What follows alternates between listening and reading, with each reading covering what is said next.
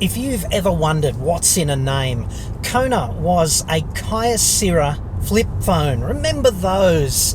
It's also a geographic location. There's one in Kentucky, one in Hawaii, Burkina Faso, and of course, the ancient city of Phrygia.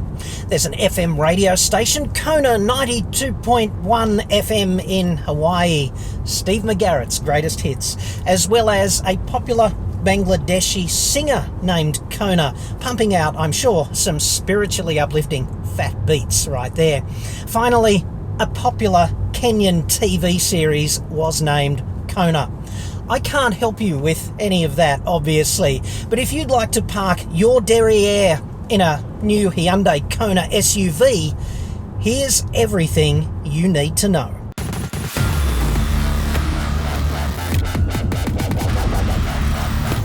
I'm John Cadogan from AutoExpert.com.au, the place where Aussie new car buyers save thousands off their next new cars. Hit me up on the website for that. I've just spent the past 2 days driving all three variants of the new Hyundai Kona, including both powertrains, and I'll be pushing this review live approximately 1 nanosecond after the media embargo lifts following the launch of the vehicle. Hyundai arranged the test drives, lent me the vehicles, but they have no input whatsoever into the comment in this report. The opinions that I voice about the Kona are entirely my own, as is the case with all of my reviews. So here we go.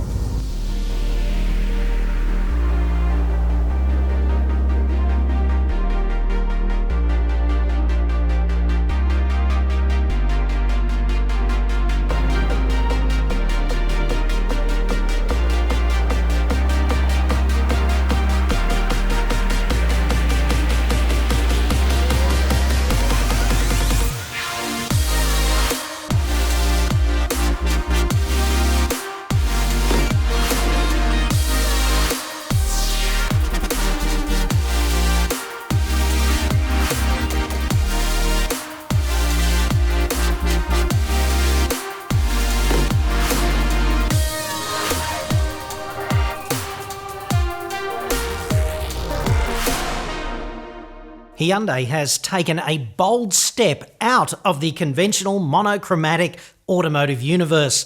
They've presumptuously done a Citroen and introduced actual vibrancy into the Kona range. 22 cumulative Kona colour combinations are available. There's one called Tangerine Comet, and the one depicted here called appropriately acid yellow, which is actually the shade of green halfway between liver failure and the Incredible Hulk. And if you want, some of those distinctive colours can follow you inside. But I'm not so sure I am passionately in love with these lime green seatbelts. One step too far, perhaps, on the vibrancy front in the direction of Kermit, but you know, eye of the beholder. Thankfully though, it's only the LSD flashback to the 60s coloured lime green Kona that gets the matching seatbelts. There are conservative options as well. The exterior styling is bold too. It could almost be French. Just talking about the styling here, we wouldn't want to inflict legendary French engineering on a vehicle such as this. Nobody deserves that.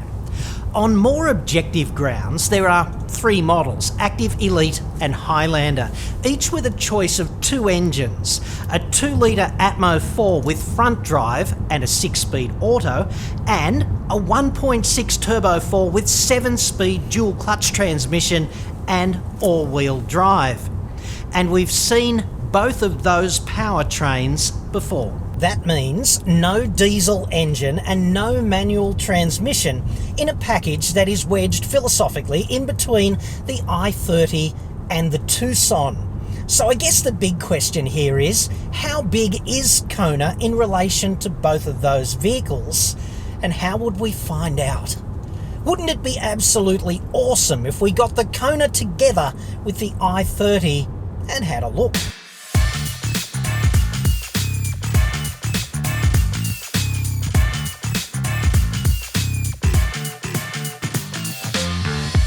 When i30 and Kona invade each other's personal space, it becomes quickly apparent that the i30 is actually longer, 175 millimetres longer. The i30 wins on cargo capacity too, with the rear seats upright and also folded down. But the difference in rear seat space is not so clear-cut. If only we were in a position to conduct a laboratory-standardised, ISO-compliant, middle-aged fat man rear seat comparative accommodation test. Better, stronger, faster. The extra height in Kona makes a real difference in the back. There's 30 millimetres more ground clearance plus 80 millimetres more height in the cabin. So, rear seat passengers sit up higher. There's better forward vision for them, as well as more wriggle room for their toes under the front seats.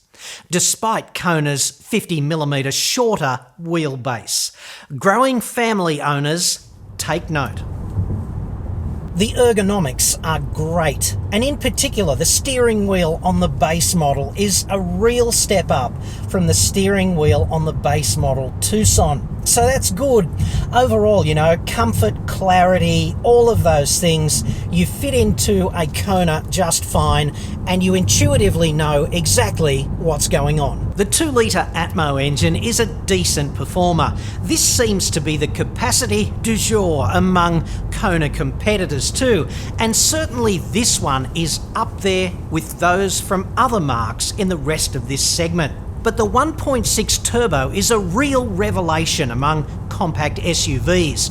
130 kilowatts is the peak, but the real story is its impressive mid-range power delivery, thanks to a combination of direct injection and turbocharging. Remember that 1.6 turbo petrol Hyundai SUVs are capped at 130 kilowatts, while 1.6 turbo petrol Hyundai cars, like the i30 SR, deliver 150 kilowatts. All they've done essentially is cap the peak power RPM 500 revs lower in the 1.6 turbo SUVs.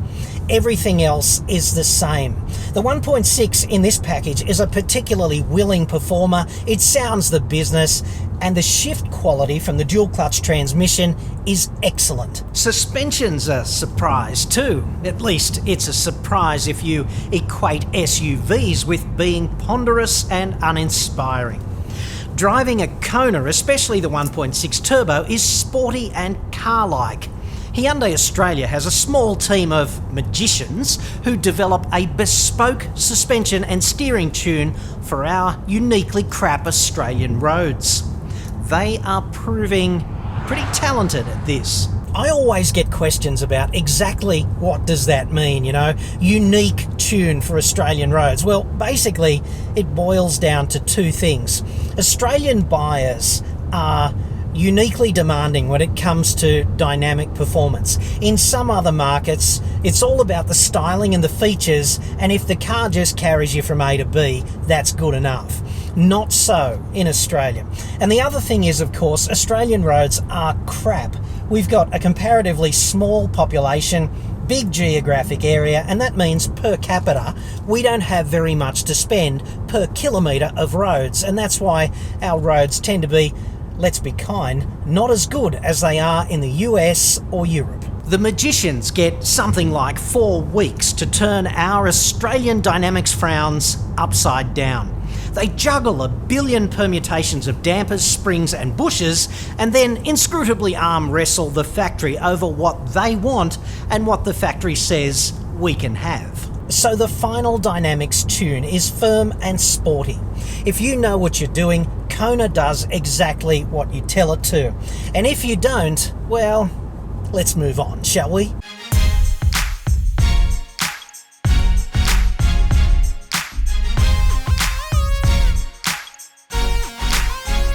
I'll run you through a full competitor analysis in just a sec, but because there's no such thing as the perfect car or the perfect SUV, here's a couple of things I really don't like. A Space Saver spare tyre is standard, and unfortunately, a full-size spare does not fit.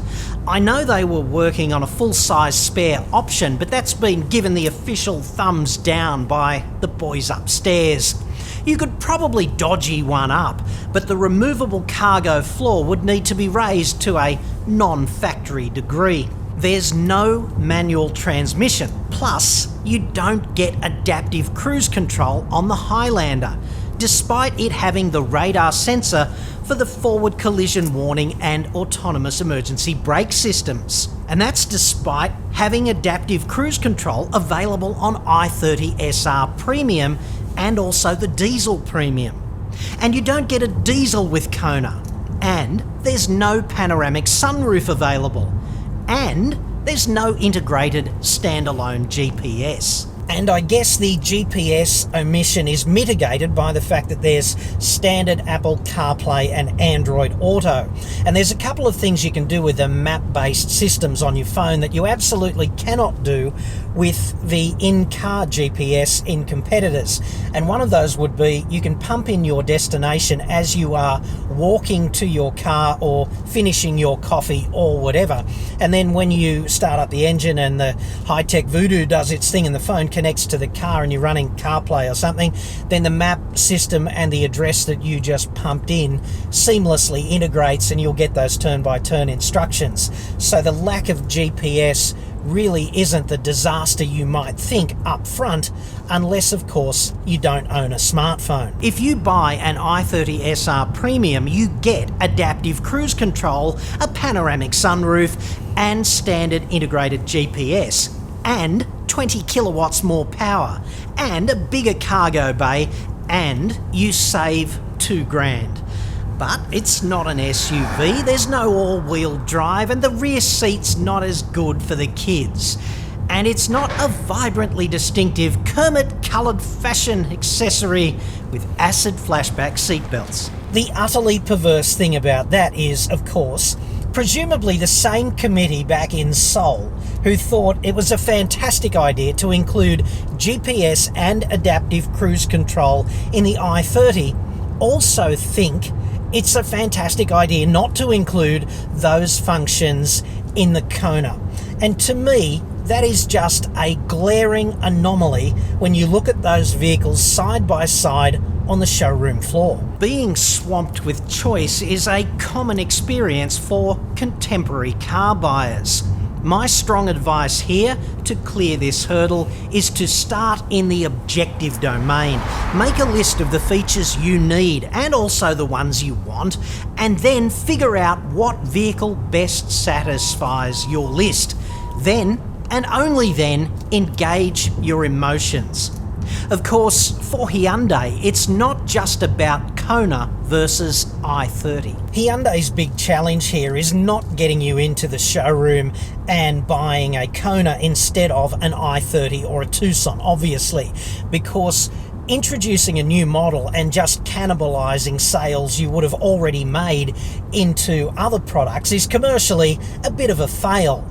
There are bigger fish for them to fry. What they really need to do is take you, the potential buyer of a CX-3, ASX, XV or Qashqai, out behind the woodshed and give you a very stern talking to the effect that a Kona is actually a much better idea. So the key question for you is Kona a more compelling package than its rivals in this segment?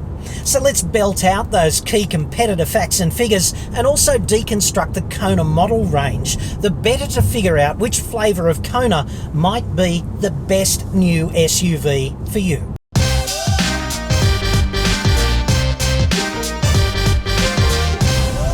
The fat man there, wearing arguably his gayest shirt to date, reporting live from Shitsville. Note to self, real men wear Italian tablecloths. Let's break down the Kona range. Active, Elite and Highlander in ascending order, 16, 17 and 18-inch alloys respectively. Easiest train spotter's guide to the variants. Actives don't get the contrasty roof. Elite has 20-spoke wheels and Highlanders get 5 spokes. If you want to spot the variants 50 metres out, I don't know, lasering the right one for an airstrike, whatever. That's how you do it. Let's talk pricing now, and this is before on-road costs. Here in Australia, it's $24,500 for the base model Active and $28,000 for the Active 1.6T, and that adds the grunty engine, the dual-clutch transmission and all-wheel drive. There's a comprehensive safety pack for the Active. It's worthwhile. You get blind spot monitoring, rear cross traffic detection, lane keep assistance, and forward warning and auto braking. That's going to cost you another $1,500. It's another $4,000 more for the Elite and another $4,000 more for the Highlander. The range tops out at $36,000 for the Highlander 1.6 Turbo. Premium paint is about $600 and the two-tone roof is about $300 on Elite and Highlander only.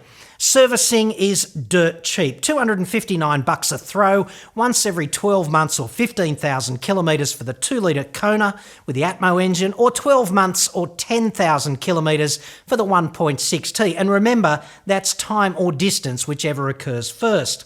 And there's a roadside assistance package for 10 years, plus a solid 5-year warranty with unlimited kilometres.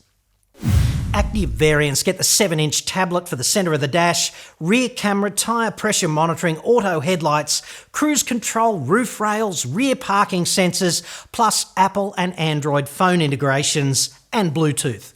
Elite gets you a splash of leather, proximity key, climate air, privacy glass in the rear, fog lights, auto wipers and a splash of carbon grey garnish. Love that garnish. Highlander adds front parking sensors, LED lights, front and rear, automatic high beam, a head-up display, heated and ventilated front seats, a better instrument cluster, power adjustment for the front seats, a wireless phone charging pad and a heated steering wheel.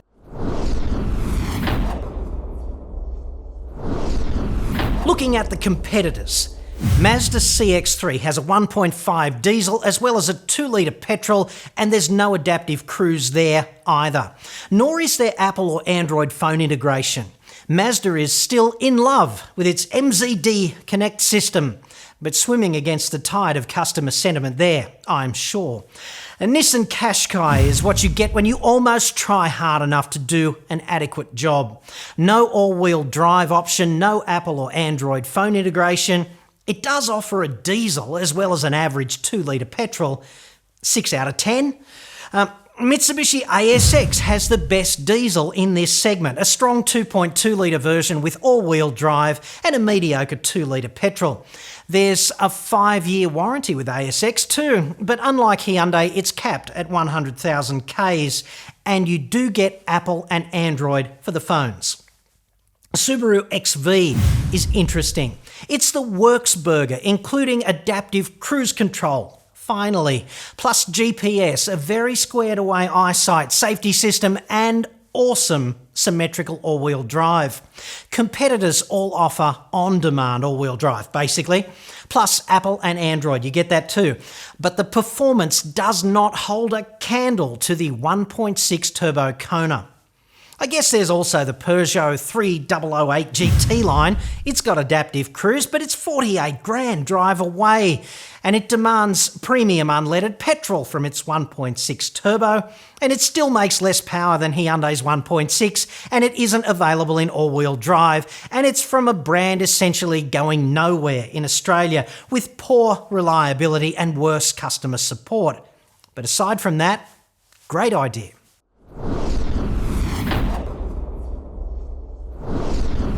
After driving the 3 Kona variants extensively, I think I'd probably drive away in the Elite. Although some of the Highlander's features were kind of nice, I could probably put to far better alternative use the $4,000 extra the Highlander was going to cost me. I was not a huge fan of the head-up display in the Highlander either. It's probably not the best example of a head-up display that I've ever seen, although it is quite adjustable. And across the range of Elite and Highlander, and also the Active with the safety pack, I hated the lane keeping assist function. That system pulls the steering autonomously, not that hard, but but disconcertingly when it thinks you're wandering around in your lane. Unfortunately, like a toxic relationship, it and I kept having differences of opinion about where we wanted that car positioned laterally within the lane, especially in a corner. And I won because I turned the damn thing off. Thankfully, you can do that. It's quite simple. I'm also kind of torn, between Kona Highlander and i30 SR Premium. There simply is not an objective winner between those two, and the price is so similar. I think the right choice there is exclusively down to you and the vagaries of what you need and what you want. There's no question the Kona is a high-quality compact SUV, and it is a clear winner in this segment if you want performance. That 1.6 turbo, it just sets itself apart nicely from the others right there. Hyundai provides excellent customer support in Australia too, which is very reassuring indeed because cars are not toasters and you don't just whip down and replace one trivially if you have a problem. If you're uncertain about Kona, drive a Subaru XV and a Mazda CX-3 at the same price point for comparison. Hit me up on the website if you're in the market. We can get you a solid discount on anything, but in Australia only. Tragically enough, at least for the time being. I hope this review helps you. I'm John Cadogan. Thanks for watching.